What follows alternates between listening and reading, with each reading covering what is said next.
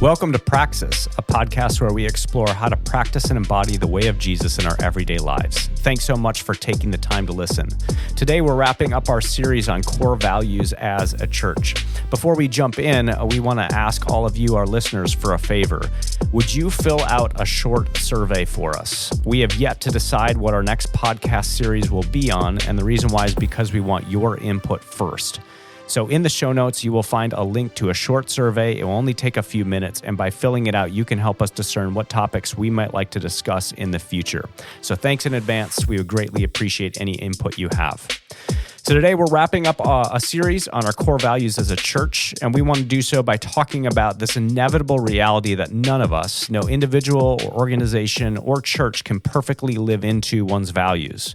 And when we fall short of our values, when there's a gap between our values and actual behavior, it creates a mess. So in this episode, we want to talk about how to clean up messes in a way that actually increases trust and encourages the ongoing pursuit of living into our values with integrity. So here's our final episode in our series on core values and how to clean up messes. Let's get into it.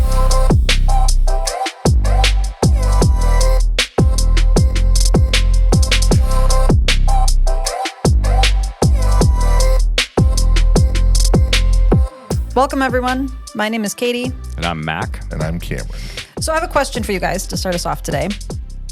You two preach fairly often, a lot more frequently than I do. And I am wondering if you have any sort of like pre-preaching Sunday morning ritual. Like, do you have anything to like pump you up when you're getting ready to go on stage? Kind of like Dwight Schrute before a sales call, you know, like a pump-up song where you're in your car kind of getting psyched up. I could see Cameron having something like that. I do not. Yeah, for the most part, Katie, it's just kind of getting up and making sure everything's in my brain. That's fine. Like, I do you have landed on a Dwight Schrute type. Did you? Sunday morning. Okay. So I preached my third sermon last month. And as I'm driving to church that morning at 6 o'clock a.m., I had my Spotify on. And you know how sometimes it just like kicks out random songs? Like you're not in one of your playlists, but it just like pushes out random songs to you. The song High Hopes from Panic at the Disco came on. You guys know this song? I don't think so. You do? Maybe we can like cue it in the episode. I don't think we'll get copyright issues. I don't know if there's a copyright issue or something. We'll find out. But it is the best pump-up song. And It's just a good one. Yeah, I agree, totally. Adam agrees with me. And I just like turned up the volume and I was jamming out, windows down, even though it was cold. And I got so pumped up. And I think it's gonna be my thing. Well, I don't doubt that it's a pump-up song. I just don't know if I feel the need to be pumped up before You don't? Well, preaching. maybe it's an Enneagram 3 thing. I don't know. That could be. But I'm telling you, it worked. Like it got me in the right mindset. I'd be willing to try a Dwight Schrute moment, like pull up in the parking lot and then turn on a jam and kind of rock out and then come in and come back to reality. Oh, okay. Yeah, I know this song.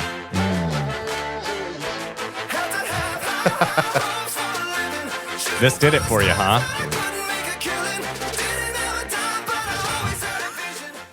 Well, I just learned something about you, Katie, I didn't know. Which is what? That you have a pump-up moment before I do now. preaching. I do now. Who knows? Maybe as I do it more frequently, it'll become less necessary. But it certainly did the trick. Oh, my goodness. Well, For me, there's usually just a lot of sighing. I'm like, well, here we go. Yeah, hope it doesn't suck. Hope it doesn't suck. That's usually what I'm thinking beforehand. Well, maybe it's like, you why need- am I doing this? maybe you need a different type of song. That's Something true. more emo, perhaps? Most people tell me I should be less happy than I am, so I don't know if I need to I don't know. get pumped up. No, I don't. I don't feel like you need more energy, Cameron. Put it that way. Definitely not more caffeine. Yeah. Yes, that's true. I'll give you that.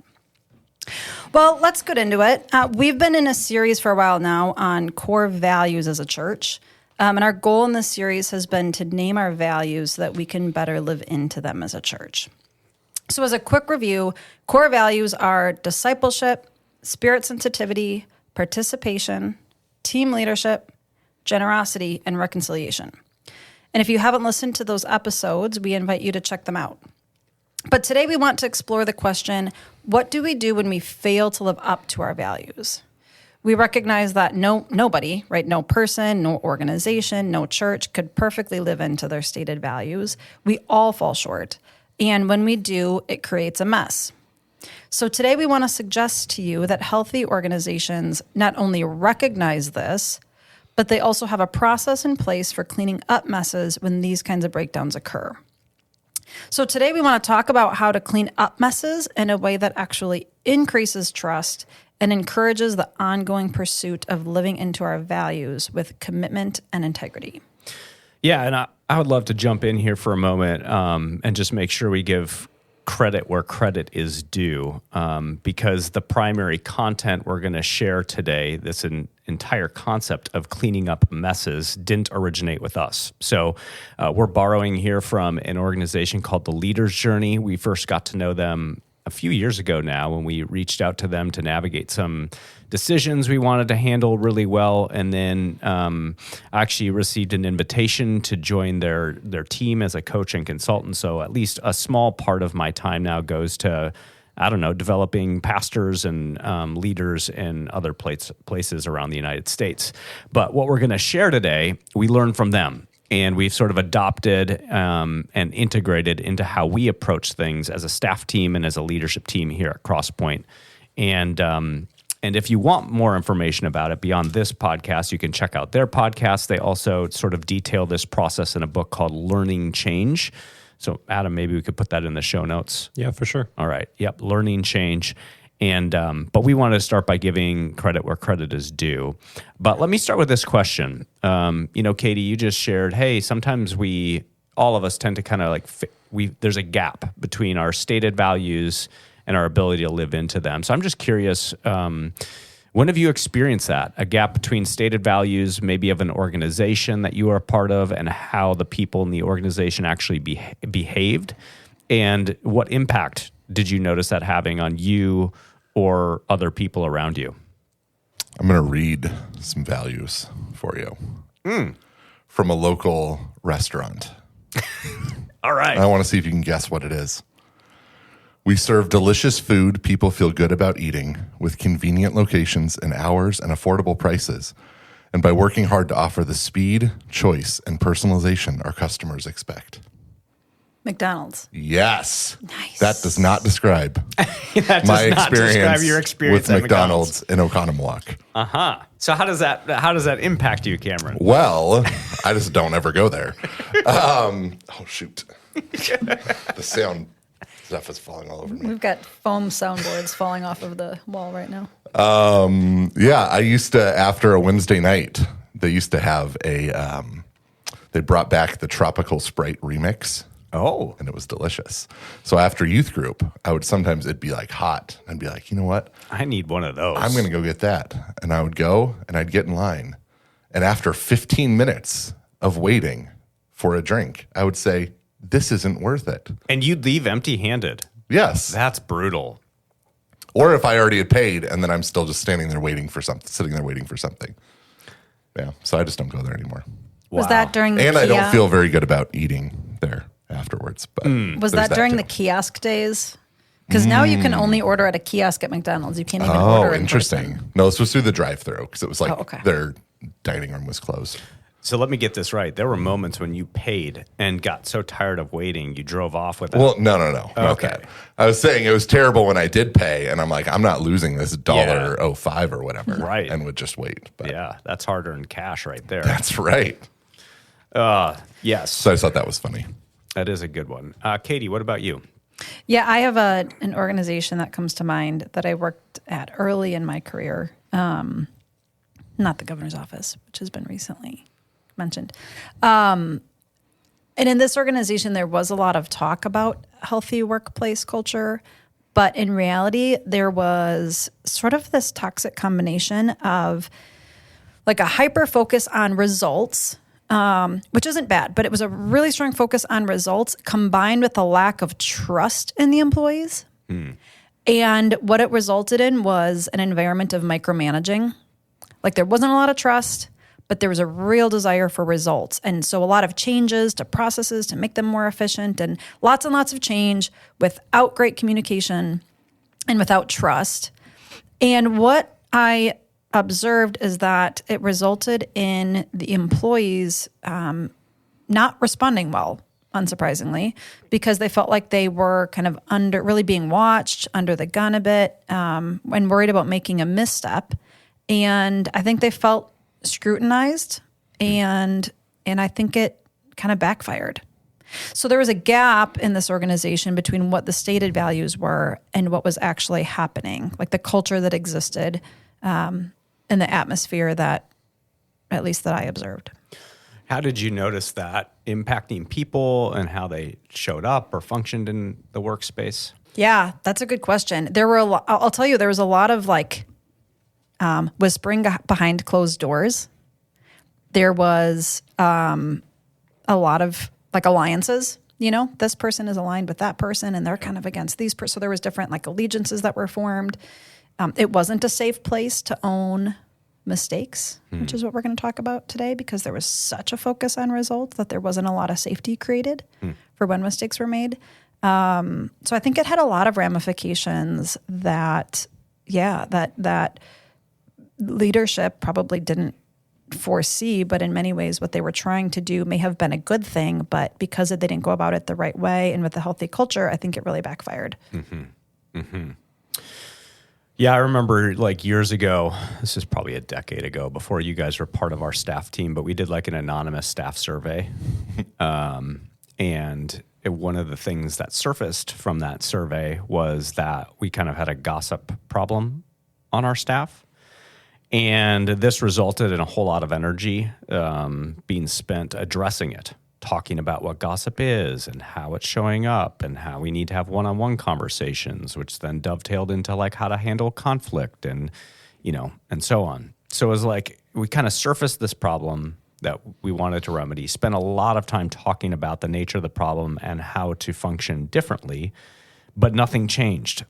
Nothing changed. And in large part, honestly, it was because the leader was the biggest source of the gossip problem. And so that just created this culture problem where everybody was given permission to do it.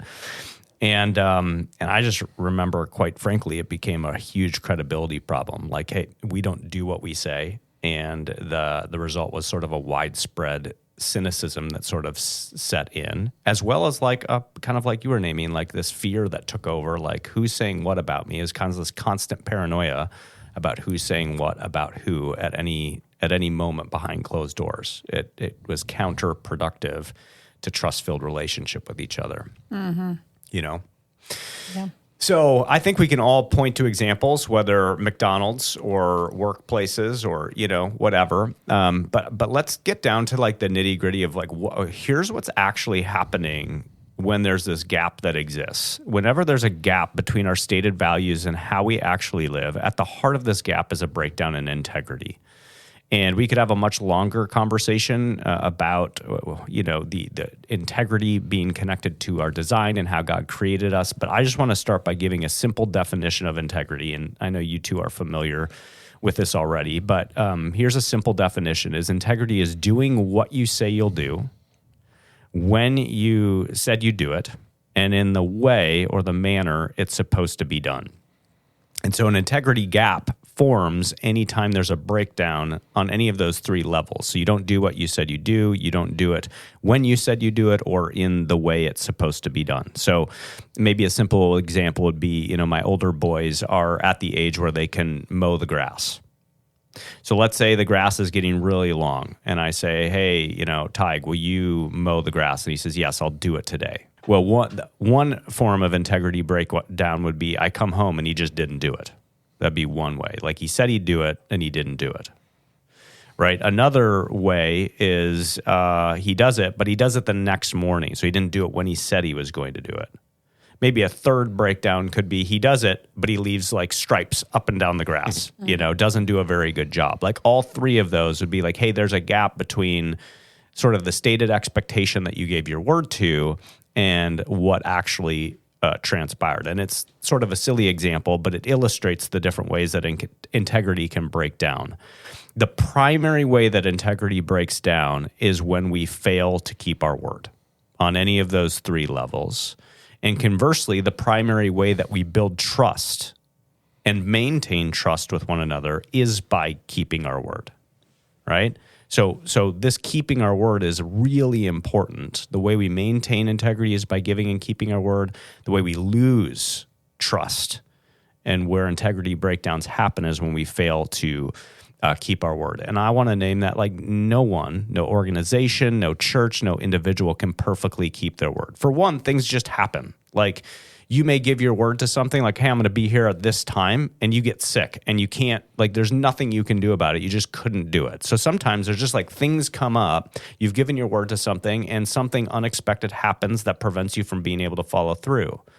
But in addition, like, some of us, we're not perfect people. There are no perfect people. We all have character defects and problems. We're not able to do the things. We're not able to perfectly live into the values that we say are important to us. And so we're all going to sort of initiate some of these integrity breakdowns. We're all going to cause them. And I want to just start by saying, okay, so what happens when that occurs? You know, what do we do when we create a mess? There's a breakdown between what we said we do and what we actually do. How do we engage those moments? So maybe let's just get on the balcony. What do you notice? How do you notice people responding to these breakdowns of integrity, a gap between what they say they'll do and what they actually do? Yeah, well, I'll start by saying I think they probably happen a lot more than we realize. Mm-hmm. Like, when you really think about it, I think there's probably many little breakdowns in integrity in any given day, and maybe we don't even pick up on them. Like, I was 4 minutes late today. That's an integrity breakdown. A big one. No, but okay, yeah, you just say it like a little one, mm-hmm. right? So there's probably the spectrum of severity. Yes. From like something minor to something probably more significant or major. Right. And I think it can be really easy. Sometimes we may not even notice it because you're 4 minutes late and it's not a big deal. But I think when they even are more significant, probably the most natural reaction for most people, myself included, is just kind of to ignore it.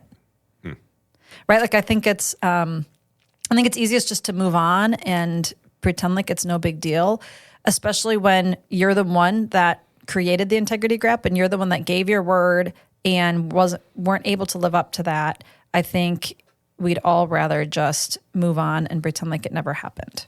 I mean, dealing with problems is not fun. No one really likes to deal with problems. So if we don't talk about it, maybe we can just hope it goes away. Poof.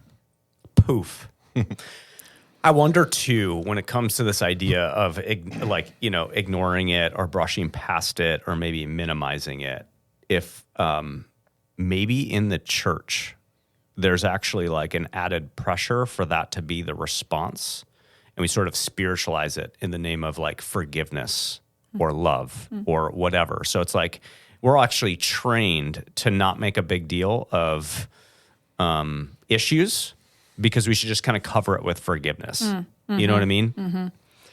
Yeah, I could see that. And because I don't think we're all that great at having conversations that involve tension in the church, because it feels counter to the positivity that we think is expected of us, right? We're all about love and grace and happiness and sunshine and puppies and rainbows. And it almost can feel counterintuitive to have a conversation that feels more, quote, negative. Yeah, just to be honest, to traffic in reality. It feels like oftentimes people are trained to minimize the impact of someone's negative actions on them in the name of love or forgiveness. Oh, it was no big deal. No, we're okay.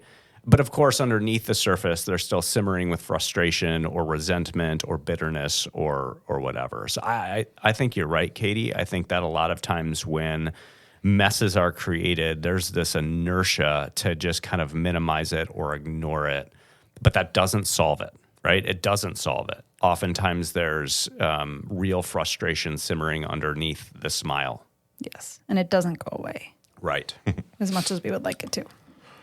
Yeah, and I think the other kind of option, like the other side of that, is it can feel like, okay, so I have to like punish it and like punish someone for not living into what they said they would. And I think a lot of times this comes, some people this comes very naturally too, but I think a lot of people kind of go into like what Katie was talking about, where you just kind of let it simmer under the surface and smile and pretend like it's fine.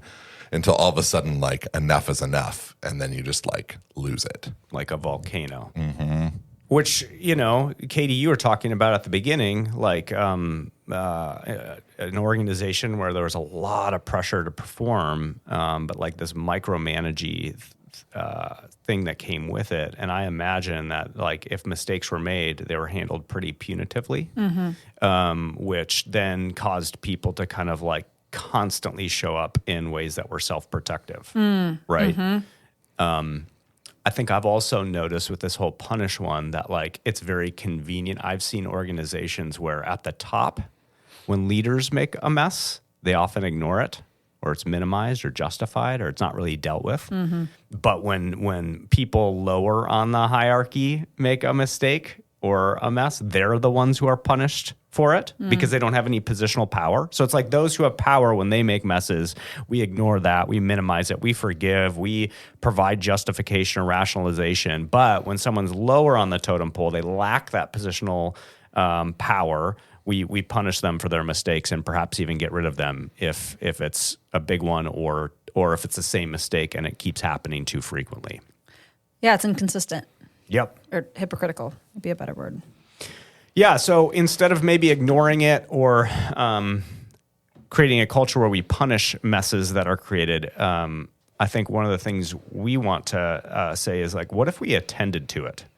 What if we acknowledge when gaps exist between what we said and how we're actually behaving? And we want to say that when you do this, you're actually honoring your word even when you can't keep it. If the breakdown of integrity is, hey, I wasn't able to keep my word, then when I attend to the mess that created, I'm actually honoring the word that I gave to you by attending to it, right? So I think when we have a process in place to attend to the messes we create, we're saying that we take our word seriously enough that when I fail to keep it, I own it and I seek to make it right. So we want to outline a 4-step process that we use when we create messes, which does happen. Yeah, and the first one is the first step is very simple. Just name the mess you created. If you fail to live into something that you said you were going to do, then just like own it and name it instead of waiting and hoping that it goes away or waiting for the other person to have to bring it up. Like, just own it and name it. And I think there's some real power and, like, I think that, not that every time you create a mess, it's sin necessarily, but sin and, like, the things we do wrong have a lot of power when we just kind of leave them in the dark and don't bring them out into the light. And so I think there can be, like, fear of, like, oh, I let this person down and, like, I wonder what they're thinking. Or if you just, like, name it and bring it out into the open, it actually, like, does a lot to get rid of the shame or the fear or all those other emotions that get attached to it. Yeah. I think that simply starting this cleaning up the mess process by naming that's what you're doing. I need to clear up a mess with you, or I have a mess to clean up with you, especially when a number of people, like the people you're talking to, also know what messes are and how to clean them up. That immediately lets them know I'm initiating something with you that is important, that's significant, that's crucial, that's vulnerable. Like, it almost like just even having that phrase on hand, I have a mess to clean up with you, immediately creates a space that triggers both people positively. Like, oh, I know what this moment is, and I'm going to lean in with sincerity. Like, this is an important moment. Yeah. And I think this is hard. I know when I mess up, everything inside me wants to move on as quickly as possible and forget it ever happened. And I think on top of that, oftentimes when we're the ones who created the problems, we're typically not the ones who are primarily impacted by it, right? It's someone else. So it can be easy if I'm not feeling the ramifications just to sort of forget that it happened and move on. But I think you're right, Cameron. In order to act with integrity, we have to pause and acknowledge when we did something that harmed or hurt someone. And you mentioned it's vulnerable, Mac, and I agree. You're kind of putting yourself out there, and you're not sure maybe how the other person will receive it, especially if it's someone that you've never had this type of conversation with before. It can feel kind of awkward. Yeah. It can be really humbling. Yeah. Like, our natural inclination is to act like we've got it all together. And I think it really pushes against that default to take the time to apologize and own our own mistakes. And I think part of this first step of naming that I have a mess to clean up with you and then describing what that mess is a commitment to be fully honest about the full extent of what transpired. Because one of the things I've noticed, especially with my kids, is like they're going to own just like a piece of it, just the bare minimum, but like it's only part of what happened, So I also think in combined with the vulnerability piece, there's a courage piece where I have to be fully honest and transparent about how things broke down and my contribution to that. Yeah, I think the next thing we can do is getting present to the impact of the mess. And this is a step that's really easy to skip over. It's one thing to say, hey, I lost my temper this morning. I'm really sorry. Will you forgive me?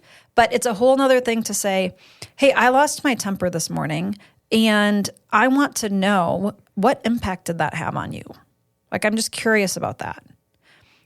I think back to the point you were just making, Mac, when we do acknowledge what happened, it can be easy to minimize it and to pretend it was no big deal. But to really do this is to see what happened through the other person's eyes. And I think what happens when we do that is we let the person on the receiving end of the breakdown narrate the impact, which means that we, in turn, have to stop talking. We have to put our defenses down a little bit. I think we'll have to acknowledge that the other person will see it differently than we do, and that it's not our job to correct the record over every single detail. There may be some back and forth, but it's not our job to go back and forth over every single detail. And when we do this well, I think it allows the other person to truly move through it and eventually move past it. Oftentimes, when we do skip this work, we don't ever really get through it because we skipped it, right? So people might say, oh, don't worry about it. It's fine. No worries. But beneath the surface, there is that lingering resentment and hurt. And this process allows us to actually bubble up what's really there and to deal with it. Yeah. Oftentimes when maybe a mess that was created keeps bubbling up repetitively, oftentimes that's an indicator that the second step of getting present to the impact was just skipped entirely. I remember I was once meeting with a couple and they were recovering from an affair. And as we began to talk, it was like the person who had the extramarital relationship was like, kind of frustrated. Like, look, I came clean. I've named everything that's happened. Why can't we just move on? And as we continued to hang into that conversation and ask that, okay, well, why haven't we been able to move on? It was very clear, like we hadn't gotten present to the impact it actually had on the other person in a deep way. And so, the person on the receiving end had all sorts of pain and hurt and that had never been explored. And because of that, they were just kind of stuck in this, why can't we move on? Well, I haven't even begun to narrate the impact that this betrayal had on me. And until we kind of get present to that, I don't know really how to move forward. And so that became their primary work, was really getting present to like, okay, yeah, this happened. Now, how did that impact the two of you? And as you begin to get honest about that and narrate that with one another, well, that's where trust and an opportunity to rebuild can really begin. I think sometimes with this step, it takes some persistence. Again, Katie, you were saying, hey, we're really trained to minimize it. And I've experienced this when I have messes to clean up with people and I initiate that. Oftentimes it's like, oh, it's no big deal. It's just kind of like sweep it under the rug. And I've noticed, sometimes you really have to be persistent with people and go, no. I really want to hear the impact this had on you. How did this affect you? I really want to know. And sometimes when you kind of stay there for a few iterations, no, I really want to know, then all of a sudden it will open up and there's that honesty begins to kind of flow out where it's like, oh yeah, there was something there for you. And I needed to create more safety for you to be able to say that. Yeah, I think once you've done that and listened and been present in that moment, I think that's the point, is where our third step comes in, is you can offer a heartfelt and sincere apology. because you're not just apologizing for your actions, but also like you're doing that apology in recognition of the pain or the frustration or the anger or whatever that it kind of prompted in the other person. I'm guessing we all have a lot of examples from our own life where we've received an apology that wasn't what you just described, right? Like, I'm sorry, especially for those of us with young kids. So yeah, I think you're right. I think this is very different from that forced apology. It's a heartfelt, sincere apology. And again, I think that can only really be done when you've gone through the steps we just named. Yeah. I mean, we can laugh about kids but they're really just a mirror for us. Mm-hmm. Like, as I think about my older two boys and the arguments that they get into, they are inclined to ignore their messes completely. When they become unignorable, they often just want to jump to step 3 with a forced apology. You know what I mean? Like, oh, I'm sorry. When really you're not, you know what I mean? Like, no, that's not even heartfelt or sincere. And we skip the first few steps of even acknowledging what happened, let alone getting present to the impact. And I think that in a lot of ways, they're just holding up a mirror to ourselves. Like, oftentimes our own default is to ignore it happened and maybe jump to step 3 with a forced apology just to kind of move on and not have to deal with it. Like, let's just get past this. So step 1, you name the mess that you created, fully honest and transparent. Secondly, you get present to the impact it had on someone else. Hey, how did this impact you? And obviously you want to create safety there. A non-defensive posture is really important. You're not there to debate with them at that stage. You're just getting present to the impact it had on them and trying to understand. Step 3 then is to offer a heartfelt and sincere apology that flows out of step 1 and 2. And then the final one is to recommit to a new future. And this can look a number of different ways. So sometimes it's just making it right. Let's say the mess that was created is you broke something that belonged to someone else. Well, cleaning up the mess might be replacing that item that you broke. Sometimes if you weren't able to keep your word, well, it's recommitting that you're going to keep it moving forward. Sometimes it might be that plus I'm going to get some help because this is an area of growth or learning for me. So so that I can keep my word, and knowing it's a hard thing for me to do, I'm going to read a book about it or, put some accountability in place or whatever. And then there are some times where you actually have to change what you can promise. Maybe you've gotten into a mess, maybe you've gotten into a mess and it keeps happening and you realize, man, like, I don't know if I can keep my word to this. Can we talk about how that expectation might need to change? Mm-hmm. One example of that might be like, I remember this was years ago. We had a small group and one couple just kept showing up like 25 minutes late. Late people are the worst. Oh, tell me about it. But it really became, we all had young kids. It was hard. I mean, it created quite a mess for our group. And when we began to talk about it as a group, what we ended up discovering is they had like a commitment that was right before our group, and it was like nearly impossible for them, no matter how hard. So it's like, oh, okay, well, why don't we just start a half an hour later than what we planned? And right, so what we gave our word to changed in light of their inability to keep it despite their best intentions. Mm-hmm. So, I mean, I'm curious. That's how we clean up a mess. Can you guys think of an example where you've had to clean up a mess recently, and how did it go? I have a parenting example I can share. My 6-year-old, Charlie, he's kind of like the rule follower in the house. If you ask him to do something, he'll do it. And sometimes that results in more expectations on him because he's just the most responsible. But I asked him to do something recently. Call that overfunctioning. He's an overfunctioner, probably encouraged by me. Unintentionally. But I asked him to do something recently, and I asked multiple times, and he didn't do it, and I kind of snapped. What did that look like? I'll spare you the details. Well, did you actually snap? Like your fingers? Yeah, did not snap my fingers. Okay. No, I just get a little snippy in my voice. Like, you can tell I'm losing my temper. Mm-hmm. And Then he explained to me that the reason he couldn't do what I was asking him to do was because his dad was asking him to do something else. And so I apologized in that moment, regardless of what had happened. I could have used a different tone. And he's 6, so the language looked a little bit different than what we're talking about here. But I just asked him, like, hey, did that bother you when I raised my voice? Did that bother you? And in this instance, he just said no and shrugged it off and moved on. And that's okay. I mean, he's 6. But I think what was important is just starting to have those conversations in our home, and that the kids know that when mom and dad mess up, they take ownership and they get curious about how it affected them. Mm-hmm. Yeah, and when they see, I mean, we'll talk about this more in a bit, but when your kids see mom or dad cleaning up, taking the initiative to clean up a mess, that is really powerful.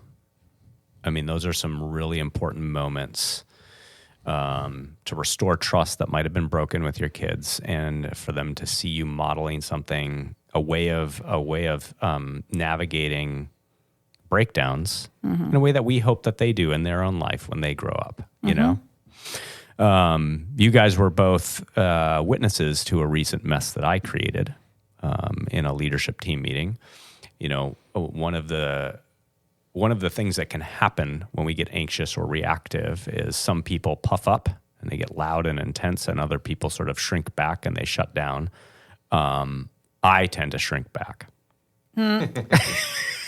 That was a joke. Shrink back as yes, you like yeah. coil for the As attack. I get ready to puff up. Yeah, Like I can get loud and more aggressive. When I'm trying to impact someone else's thinking, I can get pretty intense. And we don't have to go into the content of what was being discussed, but it was an intense conversation. And I got louder than I wanted to, and I noticed in the moment the person that I was getting intense with was fine. Like we can kind of meet in that space, but everybody else seemed to shut down. And after that meeting ended, I went home, and the next morning I woke up and I just felt a lot of shame. Because I don't want to be the kind of person who puffs up when I'm frustrated or upset. I just felt a lot of shame.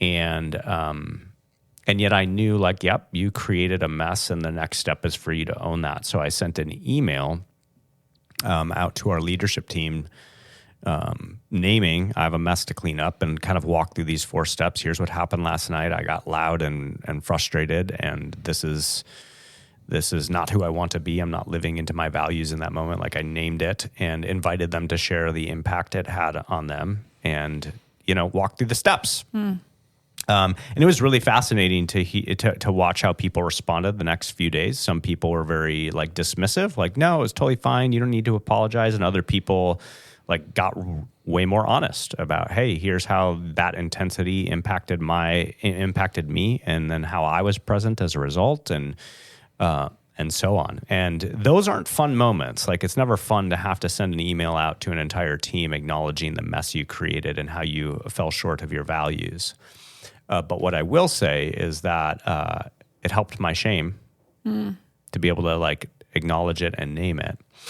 And I sensed that it created greater accountability for me moving forward.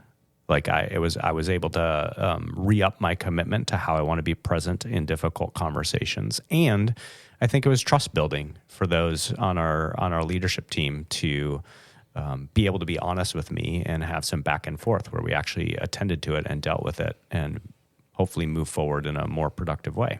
Yeah, for sure. Well, and I think another benefit was like we had a conversation then, you and I. I was like, yeah, I don't know, like, what do you want me to do in that moment if I'm like noticing it? And so instead of feeling like, oh, I just should just like sit here and weather this and like, you know, it's like, oh, cool. Like now, like we're working together and I can like help you and be hopefully helpful in that moment in the future too. Yeah. And that's where it landed with a number of people. They're like, what would be helpful to you, Mac? And I just said, hey, well, for starters, observe it. Hey, Mac, you seem to be getting a little intense. What's going on? And that will help me be like, you know, be a little bit more aware if I'm not, that, hey, I'm getting triggered here, or I'm vibrating, you know, I'm getting reactive. And there's more safety because then I know if I say that, you're not going to be like mad at me. No, I've asked you to do that. Exactly. And then I just said, secondly, it would be really helpful if someone summarized what they hear me saying, because I do that a lot in meetings. Like the way I show up is I do a lot of active listening and reflecting back the contributions that people, but sometimes I feel like it's one directional. And I've noticed both in numerous spaces in my life, I can get louder when I don't feel heard. And so that was great. It really, as I tried to clean up our mess, I felt like a greater level of awareness and teamwork came out of that conversation. So, and one of the most interesting things I just heard you name was that it helped your shame. Because I think a lot of people would listen to that and go, "Oh my word, I would never do that." It can feel like it would exacerbate your shame by owning it. But I think it's so important that you acknowledged how it actually had the opposite effect. By looking at it and acknowledging it and owning it, it helped you work through that and your shame dissipated. yeah, I mean, we see that in Genesis 3. Adam and Eve were naked and felt no shame, fully vulnerable.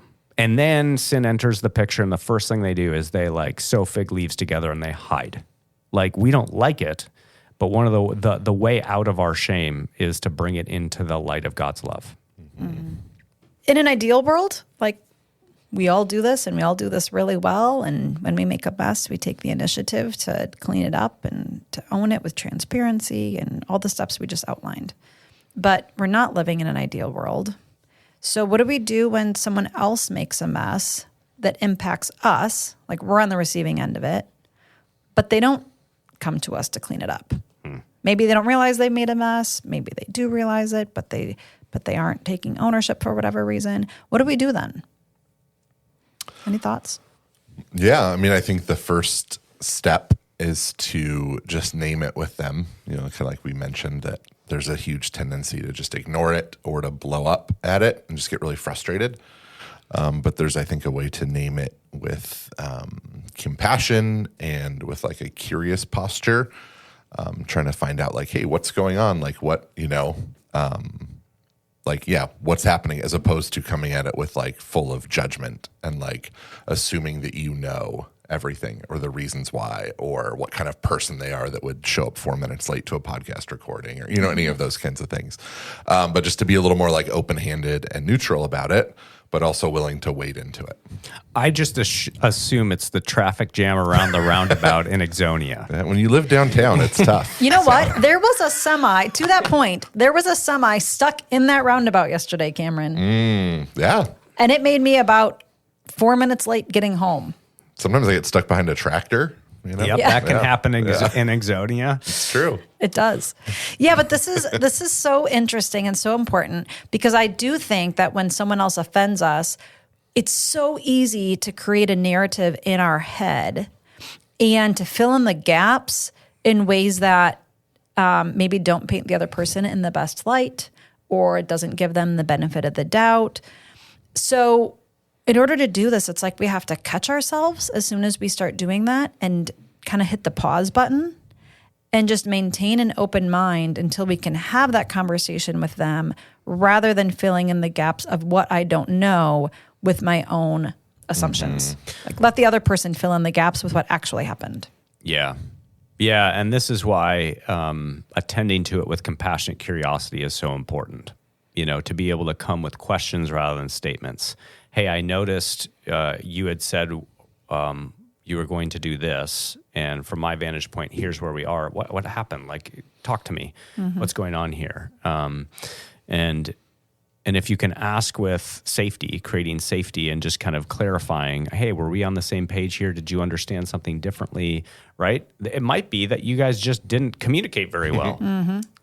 And you had totally different understandings of what was supposed to happen. And the mess isn't that they didn't follow through. It's that you guys weren't on the same page to begin with. That's happened to me many times. Yes. Right? So I just think you're right. It's so easy to make meaning in a negative way about the other person, to sort of run in our brains with a negative narrative and then come at them with accusations or statements, rather than saying, hey, I think we may have a potential mess to clean up together. This is the mess that I'm noticing. Is that how you understand it? And then getting to that point of clarity. Yeah. Right? So step one is just to name, hey, we may have a potential mess to clean up together with compassionate curiosity by asking questions rather than making statements, getting curious rather than moving into that space with accusations. The second step then is to share the impact that mess had on you. So obviously this really depends on how the first step goes. If let's say you get into that conversation, you just realize, hey, we weren't even on the same planet in terms of what we were expecting would happen. Well, then the mess is more of a communication one. What happened between the two of us that led to such wildly different expectations of what we were supposed to do? And that becomes kind of the focus. But let's say the other person just botched it. Mm-hmm. They didn't do what they said they were going to do, and it let you down. I think it's important in those moments to have the courage and the vulnerability to actually name the impact it had on you, and not in a way that's designed to shame the other person or to heap on guilt or whatever, but just to go, hey, well, this is the impact it had on me. You know, like for instance, I adjusted my schedule to make this meeting happen, and then you didn't show and didn't even call to let me know. And I could have used that space in a number of different ways. And right? To be able to go that second rather than just sort of minimize it or pretend no big deal, right? Mm-hmm. Yeah, like, oh gosh, I don't know if she'll be mad. Megan used this with me last night, my wife. I am on the worship team this weekend, and there's Good Friday. And so I was gone Wednesday night. I will be gone tonight, Thursday night, and then Friday night for bedtime. Bedtime is hard. And I had forgotten to communicate that I was on the worship team this week. And so, she named like the frustration, but I think hearing the impact that she felt like I didn't really care about how much work I was putting her through to do these commitments was helpful, because then you'd be like, oh, well, I definitely care. Like, here's all the other ways I've been trying to make sure I could not leave you like stuck doing bedtime stuff, which was really good. Instead of just dealing with you need to communicate better. Okay, fine, I'll try to communicate better. That we could like connect on that like deeper level of like, I don't feel like you care about this or about me in this. And I could be like, oh no, I do. You're right, I don't care. No. So like her sharing the impact instead of just the surface level frustration ended up creating an opportunity for like greater connection. Yeah. Yeah, that's great. That's great. Totally. So we name the mess with compassionate curiosity. We share the impact the mess had on us, even if the other person isn't necessarily asking. And then I was not asking, by the way. I was just wanting to move on and be like, fine, I'll try to remember to text you next time I sign up for the word. And so it was good that she did, though, because I wouldn't have asked, I don't think, in that moment. Yeah, it was beneficial. No. I think the third step would be to establish expectations for the future. So, in our scenario where the person has a really good explanation, the response might just be, hey, I realize you weren't able at this meeting because you had a medical emergency, or you're in a car accident, or maybe your family needed something. Like, there could be a number of good explanations. And in that case, a good response might just be, I'm so sorry that happened to you. In the future, if you're able to let me know if those things happen, shoot me a text. But I understand. I understand why that happened. But if they don't have a great explanation, I think it opens up the space for a conversation around expectations, kind of like you were just saying, Mac. If someone, say, blows you off, using our example, without good reason, maybe the response is, in the future, I don't know that I'm willing to prioritize getting together, given that it doesn't really seem like you respect my time. Mm-hmm. It doesn't seem like our commitment really goes both ways here, and I don't know that I'm willing to continue doing this. Maybe it's in the future we check in the morning that we are planning to meet up, and I'll just make sure that you're still planning to come, and you can check in with me and make sure that I'm still planning to come. It can look a number of different ways, but I think it's really important to have clarity for the future so that we don't end up in the exact same spot and nothing changes. Mm-hmm. Can you guys think of any examples when you've had to do this, when you've been on the receiving end of a breakdown in integrity and had to utilize this tool? I think as church leaders, this happens quite a bit, where people come at you frustrated about something, and sometimes it's not fair, right? Or not legitimate. And other times it is. Other times it is. I remember there was someone at our church within the last year who had some expectations around pastoral care that I didn't meet for this individual, and they requested a meeting. So we got together, and I realized pretty quickly into that meeting that they weren't using this language, but they were essentially naming, I feel like you created a mess, Mac, and this is the impact it had on me, and this is how I'm feeling. And it did. It took a lot of work in that moment to remain non-defensive and to not get, amped up and feel like I have to protect myself here, but to remain in that place of active listening. Okay, here's what I hear you saying, and surface the expectations that this individual had and interact with those, et cetera, et cetera.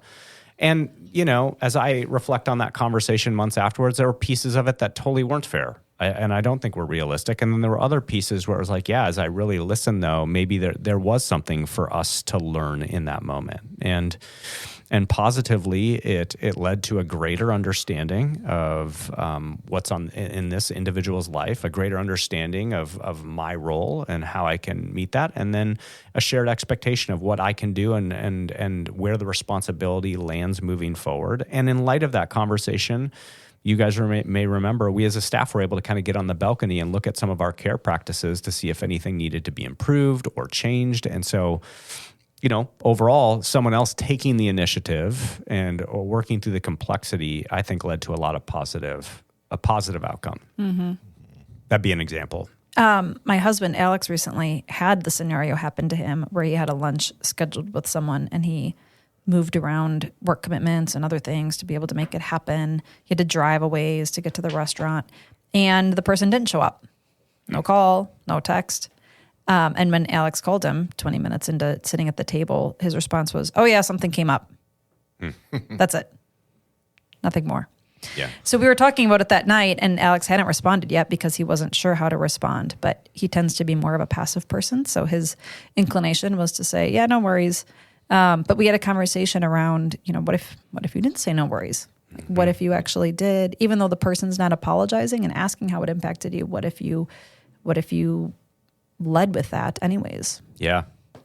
One other thing that I want to share that just occurred to me that we haven't mentioned, and this might feel counterintuitive, but I think it's really important, is sometimes the best ones to start with are the small ones. So obviously we're aware we need some way of cleaning up messes when there's a big mess. But the way we actually build the muscle to do this well is with the small ones that are not as emotionally reactive or supercharged. It's with the small ones. As we get reps with these small things, it actually helps us build capacity to handle the ones that matter a lot better. And in fact, the less emotionally reactive you can be throughout this process, the more we just normalize that this is part of life and this is how we navigate things and so on, right? So, and I'll just say in practicing this pretty consistently for a year, those small ones are often the best ones. And it's not uncommon for someone to say, it really didn't have a negative impact on me. So we can joke about like, hey, 4 minutes, Cameron, you were late or whatever. But if we actually use this tool and we got to the point where what impact did this have on you, I could be honest and say it really didn't have much of an impact on me. I was able to go to the bathroom and get a cup of coffee and like it wasn't a big deal. And that's not me minimizing it. Yeah. It's just going, there really wasn't a negative impact here. I also think, kind of along with that, sometimes, in the tendency to like ignore something, it's easier to think like, oh, I'll just ignore it this time. I've noticed it's a lot harder when it's like a repeated pattern of behavior, because then you have like more frustration and emotion, and it's like better just to like kind of get on it the first time something happens instead of just hoping it goes away, because it just gets bigger. And then it gets like more ambiguous what you're even talking about, because there's like 20 examples that you have. And it was 3 months ago when it first started. And so no one can really remember any of the details. And kind of like when you're newly dating and there's something that really doesn't seem like it's that big of a deal. And then you're like 10 years married and you're like, hey, we need to talk about this. Maybe that's not a good example. No, I love what was the example? No, I'm just kidding. Yeah, do you have a good example? I'll spare I'll spare you all the details. Just kidding. So, all right. So these are all really good steps. We've talked through what they look like. We've given examples. How might our listeners engage this work? Well, some of the examples we've shared today obviously involve the home. And I think this is a great place to start. So, in our family, like Josie and I use these tools. We know when someone's initiating a mess to clean up and how to do that. And it's been great for our marriage because you're going to have messes, You're going to be involved multiple nights out of the week and not communicate that to your spouse. And they're going to have to put the toddlers to bed by themselves, right? So it's very helpful in marriage to have language around cleaning up messes and a process to engage. And it's been great for Josie and I. And then I think with our kids in our house, they know what a mess is and how to clean it up. They are vary in terms of how well they lean into it in the moment. And our work as parents isn't to coerce them or force them into using this, but to model it. And some of the most powerful moments, again, have been, as you shared, Katie, when you're not at your best, getting down at eye level with your kid and say, Daddy has a mess to clean up with you, and get present to the impact. And those are really sacred moments that restore trust, and then give them permission to know, hey, when I make a mess, it's safe, it's okay, and I'm loved, and right? Because this is the thing, as you were saying before, Katie, when people make mistakes, they want to go into hiding. And I want my kids to know that you don't have to hide when you've made a mistake. And you can bring that mess out into the open, and we'll clean it up together. Yeah. Yeah, another area I would name is the workplace. Right? If we think about the workplace, there are many situations each day where we're interdependent. We're relying on other people. I'm doing things that you guys are relying on, and you guys are doing things that I'm relying on, which means that we all have many chances both to be disappointed and to disappoint others, which just means lots of opportunities to clean up messes. And seriously, I do think that this is a critical part of having a healthy workplace culture. Going back to our episode on team leadership, if you want to have a workplace that prioritizes accountability and integrity, you have to make it safe to people to own their mistakes. As you were just saying, Mac, if it's safe to own mistakes, if it's not safe to own mistakes, they're never going to. Yep. Hide and protect. Mm-hmm. It's funny, when you make a mistake, Katie, you turn bright red. I do. And you don't like making mistakes. And so one of the ways I'm present with you when you make a mistake is to just hang there long enough for you to feel it. Well, I make so few mistakes. And then just let it be. It's okay. It's not the end of the world. I make so few of them. Right. I'm not very used to it. Yeah, it's so rare. So rare. I think the other one is obviously for our church, as we're sitting here talking about it. So many church issues or issues people have with church is kind of stem from not being able to do this well. Either own when you've made a mistake or a mess, or let someone down. Or if you're feeling that way, just bottling it up and not talking to someone about it. Mm-hmm. So, that'd be my encouragement, is just go talk to someone if there's an issue, obviously in a loving, compassionately curious way. I've noticed often these things can be cleared up fairly painlessly. It's either a misunderstanding or an apology, and then we can just move on. But I feel at church, you guys had already mentioned, because of our love of grace and forgiveness, we kind of offer a cheap grace and cheap forgiveness and never really deal with the issues until they get big enough that they feel too big to deal with. Yeah. So we want to be maybe sometimes our love of toxic positivity. Was that directed at you, Cameron? No, it's not directed at you. I was mentioning earlier how I think churches can be places where it's really difficult to have these types of conversations because we feel like we should be happy and positive all the time. It feels like it doesn't fit.